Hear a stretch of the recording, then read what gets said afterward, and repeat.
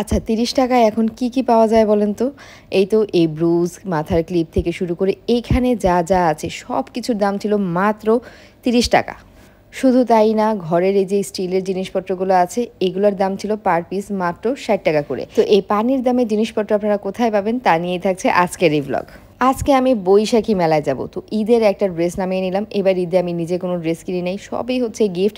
তো এটাও হচ্ছে ঈদের একটা গিফটের ড্রেস। তো এই ড্রেসটা যেহেতু রেড আর হোয়াইটের মধ্যে ছিল, একটা বৈশাখী ভাইব আছে, তাই ভাবলাম এই ড্রেসটা পরেই আজকে রেডি হয়ে যাই। আর ড্রেসের সাথে ম্যাচ করে ডায়মন্ড কাটের এই দুলগুলো নামিয়ে নিলাম। আর এই ঘড়িটা অনেক দিন পরা হয় না, তো ভাবলাম এই ঘড়িটা পরবো। আর এই পার্সটা নিয়ে নিলাম, এটা হচ্ছে বাটারফ্লাই থিমের একটা পার্স। এইটা হচ্ছে এই বাটারফ্লাই পার্সটা আপনারা পেয়ে যাবেন ভ্যানিটি বাই আসনুবা পেজে। আমার কাছে মনে হলো আমার এই ড্রেসের সাথে আজকে এই পার্সটা বেশ ভালো যাবে। তো এই তো আমি রেডি, এখন চলে যাচ্ছি মেলায়।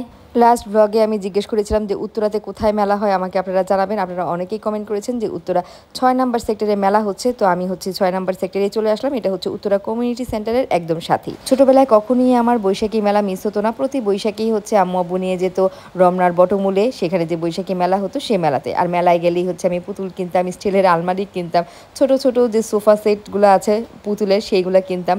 তো আজকে প্রিয়কে নিয়ে আসছি, প্রিয়র যা পছন্দ হয় সবই কিনে দেবো। মেলা মানেই হচ্ছে যা চোখের সামনে পড়ে সবই কিনতে হবে।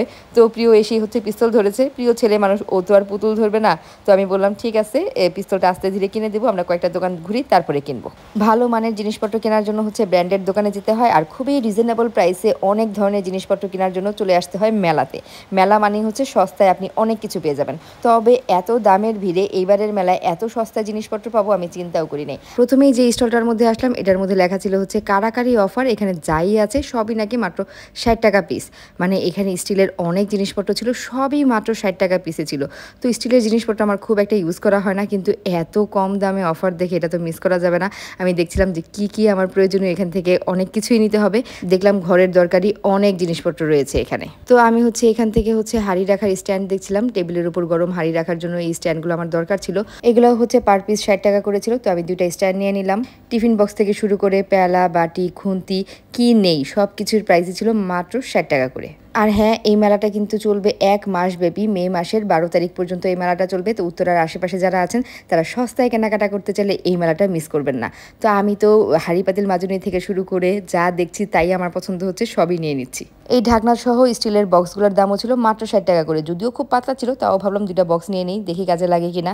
স্টিলের বাটি তো আমার খুব একটা ইউজ করা হয় না, কিন্তু মাংস যদি স্টিলের বাটিতে রাখা হয় তাহলে কিন্তু অনেকক্ষণ পর্যন্ত গরম থাকে। আর এই বাটিটাও দেখলাম বেশ হেভি, এটার দামও ছিল মাত্র ৬০ টাকা, এটাও নিয়ে নিলাম। আসলে এত কম দাম দেখে আমার মাথা পুরো নষ্ট হয়ে গিয়েছে, দরকার লাগবে কি লাগবে না আমি জানি না, আমি শুধু নিচ্ছি আর নিচ্ছি। আর এটা হচ্ছে আলু ম্যাশ করার একটা যন্ত্র। ৬০ টাকার প্রোডাক্ট ছাড়াও এই স্টলে কিন্তু আরও অনেক ধরনের প্রোডাক্ট ছিল, আর সবই খুবই রিজনেবল প্রাইসের মধ্যেই ছিল। স্টিলের একটা বড় ডালা আমি অনেকদিন যাবতীয় কিনবো করছিলাম, এখানে পেয়েও গেলাম, দামটাও খুব রিজনেবল ছিল, মেবি 200 টাকা ছিল। আর এই যে এই প্লেটগুলো দেখতে অনেক সুন্দর লাগে, যে আমরা যখন ইন্ডিয়ান ফুডগুলো খাই এই টাইপের প্লেটের মধ্যে সার্ভ করে, এগুলোর দাম ছিল 150 বা 200 টাকা করে। প্রিয়র বাবা বলতেছে এটা তার জন্য একটা নিয়ে নিতে, তো তার জন্য একটা নিয়ে নিলাম। এখানে ঘড়ি দেখে মনে পড়লো আমার ঘরের ঘড়ি নষ্ট হয়ে গিয়েছে, তো একটা ঘড়ি নিতে হবে, কিন্তু আমাদের সময় হচ্ছে না যে আমরা একটু পছন্দ করে সুন্দর দেখে একটা ঘড়ি কিনবো। তো আপাতত তো একটা ঘড়ি লাগবে, এখানে ঘড়ির দাম ছিল মাত্র 150 টাকা করে, তো ভাবলাম আপাতত একটা নিয়ে নেই। মেলা মানেই হচ্ছে সব ধরনের জিনিসপত্র থাকবে, পিঠা বানানোর সাজ থেকে শুরু করে বেলুন পিঠি থেকে শুরু করে ঘরের যা লাগে সবই পাওয়া যাবে। আগে তো মানুষ সারা বছর অপেক্ষা করতো ওই মেলা থেকে জিনিস কেনার জন্য, আর এখানে দেখেন কত ডিজাইনের কলম রয়েছে, সবগুলোর দাম ছিল মাত্র 30 টাকা করে। আপনি যেটাই নেন না কেন দাম ছিল মাত্র 30 টাকা। যদিও এই টাইপের কলম দিয়ে লেখা যায় না, এই জন্য আমি আর নেই। বৈশাখী মেলায় আসছি আর এয়ার গান দিয়ে বেলুন ফাটাবো না তা কি আর হয়? তো আমি বেলুন দেখেই বলতেছি আমি এখন এয়ার গান দিয়ে বেলুন ফাটাবো আর হচ্ছে হাওয়াই মিঠাই খাবো। এরপর আমরা এই স্টলটার মধ্যে চলে আসলাম। এই স্টলে এসে দেখি এইখানে যত ধরনের ক্লিপ দেখা যাচ্ছে সবগুলোর দামই ছিল মাত্র 30 টাকা করে।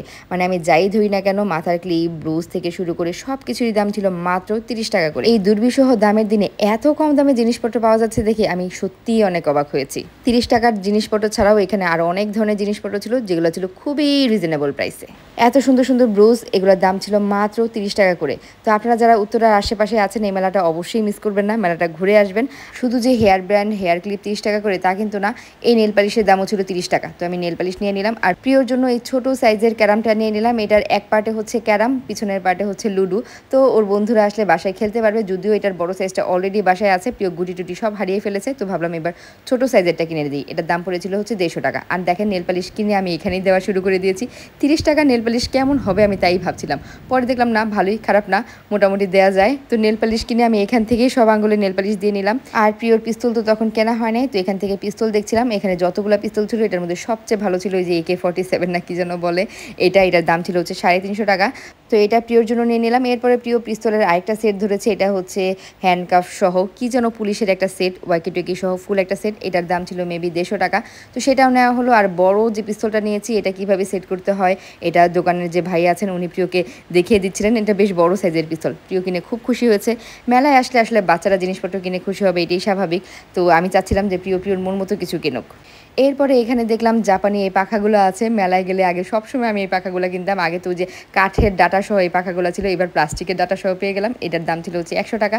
এটা নিয়ে নিলাম। এরপর আরেকটা স্টলে এসে দেখি ছোট বাচ্চাদের জামা কাপড়। তো এখান থেকে ভাবলাম যে প্রাপ্তির জন্য কিছু একটা নিয়ে নেই। এটা হচ্ছে বাচ্চাদের কাফতান টাইপের, এটা প্রাপ্তিকে পরলে অনেক সুন্দর লাগবে। তো প্রাপ্তির জন্য হচ্ছে এই কাফতানটা নিয়ে নিলাম। আর ফাইনালি আমি চলে এসেছি চুড়ির দোকানে, যেটার জন্য আমি এই মেলাতেই এসেছি যে আমি রেশমি চুড়ি কিনবো। রেশমি চুড়ি ঘরে আসলে ভেঙে যায়, এজন্য খুব একটা রাখা হয় না।